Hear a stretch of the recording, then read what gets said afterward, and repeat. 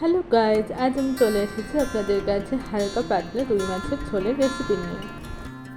আমি এখানে গরম তেলে জিরে ফোড়ন দিয়েছি, আর এখানে আদা বাটা লঙ্কা বাটা নেওয়া আছে। এখানে তরকারিগুলো সিদ্ধ করা আছে। আদা জিরে আর লঙ্কা গোলমরিচের পেস্টটাকে ভালো করে তেলের মধ্যে কিছু ফোড়নের সাথে মিশিয়ে নিলাম। আমি এর মধ্যে হলুদ আর লবণটা অ্যাড করেছি। এবার এর মধ্যে এই টমেটো পেস্টটা অ্যাড করে দেবো।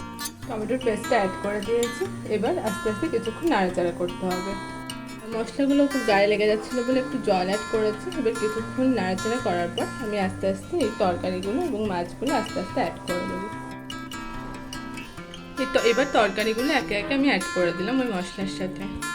এবার তরকারিগুলোর মধ্যে পরিমাণ মতো জল অ্যাড করে দিলাম। এবার কিছুক্ষণ নাড়াচাড়া করতে হবে, এবং এটা খুব হালকা পাতলা তৈরি করছি আমি, সেজন্য বেশি মশলা এখানে দিইনি। এরপর কিছুক্ষণ বাদে আমি ভাজা মাছগুলোকে এই ঝোলে অ্যাড করে দেবো। ভাজা মাছগুলোকেও আমি এবার তরকারির সাথে অ্যাড করে দিলাম। এবার মাছগুলোকে কিছুক্ষণ এই ঝোলের মধ্যে ফুটতে দিতে হবে।